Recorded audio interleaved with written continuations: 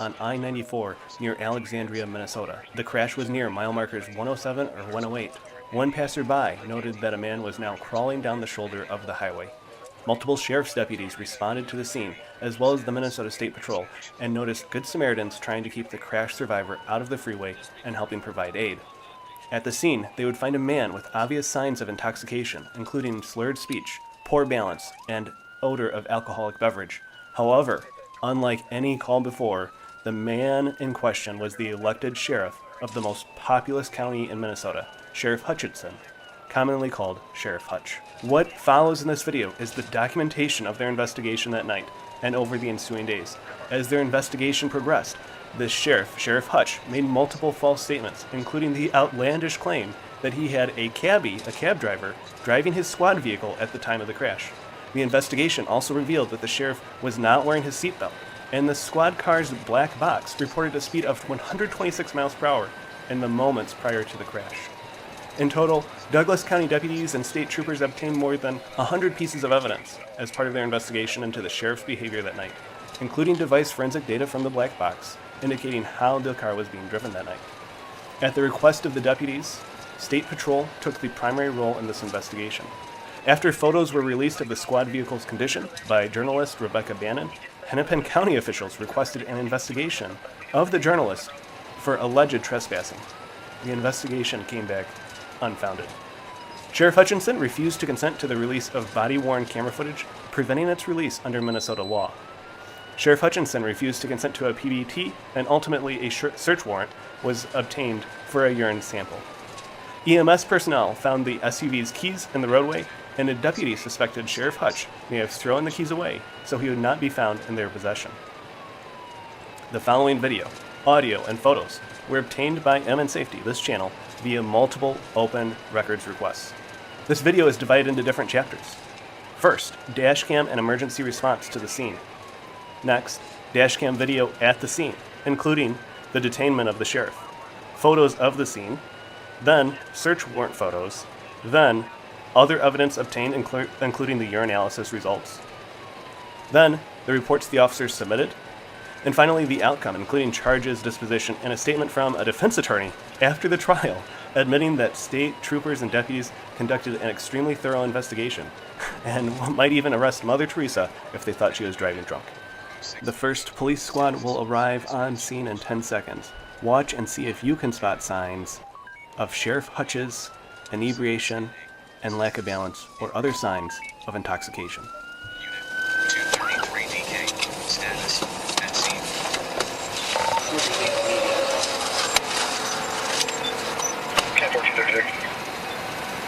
Mile marker 107. 10-4, if you could let me know how many people we have.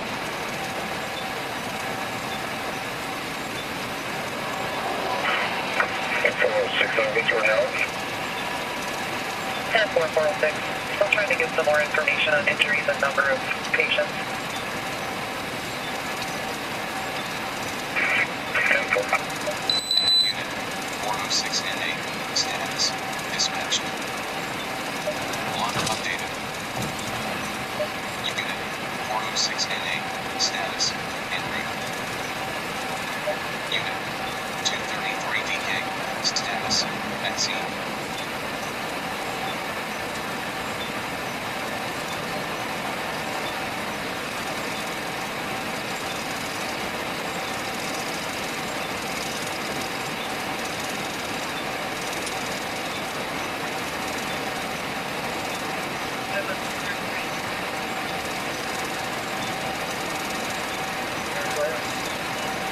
We just have one patient.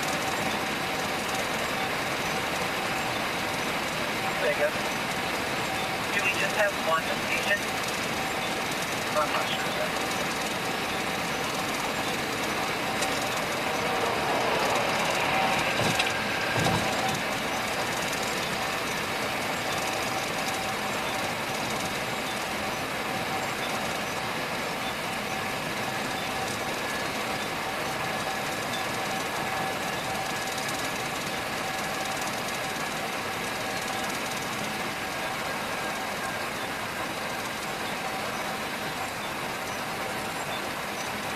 That was 233. not hurt though, you said? No, sir. No? Okay. No.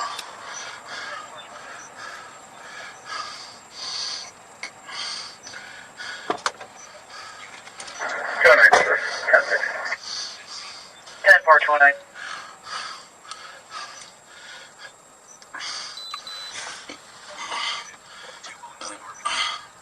What happened? 209, Douglas, North Dakota license plate. Right now.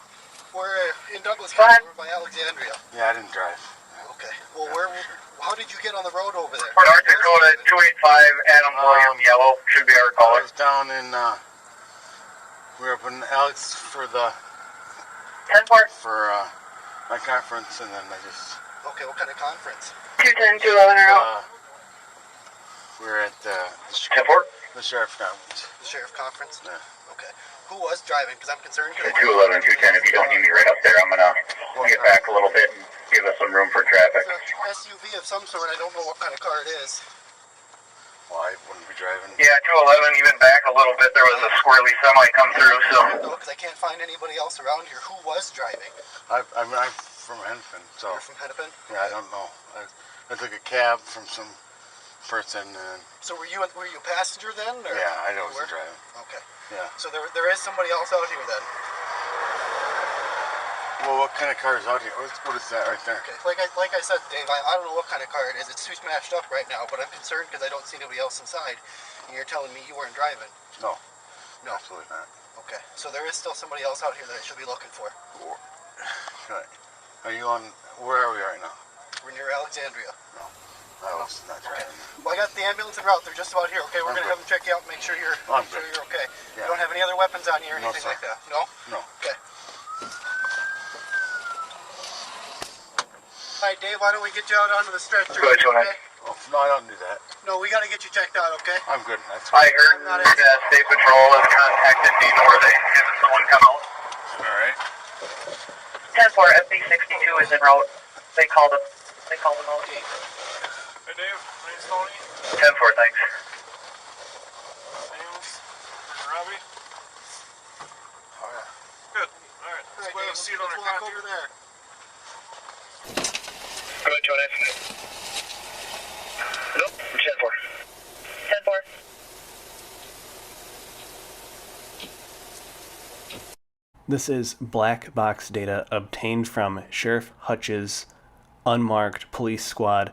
Shows 126.2 miles per hour, 3.4 seconds before the crash. 1.6 seconds before the crash is when he started braking at 83 miles per hour. Massive torque inputs on this page with a steering wheel column turned at 140 degrees, almost 139 degrees. The sheriff made statements that he tried to call a cab and that the cab driver was driving his squad car at the time of the crash. This turned out to be a very false statement, and he later admitted that he was driving and was drunk at the time, but it was because he made the claim, it was thoroughly investigated by detectives. Here's the results of his urine sample, a 0.134, and that was several hours. That was after 5 a.m. on the day of the crash. Here are the charges, the original citation with misdemeanor charges associated with the event. EMS personnel found the keys in a lane of traffic, and one deputy surmised that he may have thrown the keys so that he wouldn't be found in possession of the keys. We received tons and tons of photos. We've narrowed it down to just like the top 20 or 40 photos, and we'll show them to you quickly here with the idea that if you find something interesting, you can just rewind a bit or slow it down. If you're looking at these photos like me, it's absolutely incredible that this is a survivable crash. Probably, I mean, of course, engineering plays a role. It looks like but probably a fair amount of luck, because the only compartment that was still not completely penetrated was the driver portion of this vehicle. If you look closely at some point in these photos, there's a gun on the ground, a pistol. If you look closely at these photos, you will see that he did go all the way across and hit the median cable barrier, which prevented him from going into those oncoming lanes of traffic. I like this photo with the reflection. It shows a little bit of, there's always someone behind the badge or behind, a lot of work goes into each crash investigation, each DUI investigation, and there's always a fair amount of work behind the scenes, and it's easy to forget that there's a human behind all this work. As part of conducting a thorough investigation, police returned in the morning to take daytime photos of the scene. We sped up the video here, 40x speed. I believe this is Douglas County that came back out to do some additional evidence collection, photos, etc. These are search warrant photos, so in addition for getting a warrant for the blood or urine draw, a warrant was also sought and approved by a judge to get additional photos of the squad, and as part of that search warrant, you'd be able to maybe go into the squad and get some closer photos and get the patrol rifle out of the vehicle. It is a unmarked squad. You can see that there's a light bar inside the vehicle. I think it has a siren mount, and it had a duty rifle and patrol rifle inside. After the conviction of Sheriff Hutchinson, Sheriff Hutch's own defense attorney said the State Patrol's investigation was thorough and unforgiving, and that they would even arrest Mother Teresa if they thought she was a drunk driver. Here's the charging documents, along with the plea agreement and the conditions of release. So as part of the plea agreement, 3 of the charges were dropped, and he was convicted on the DUI. He is currently an elected sheriff and who's under probation. Multiple county commissioners have called for his resignation, and he faces several opponents in the 2022 election.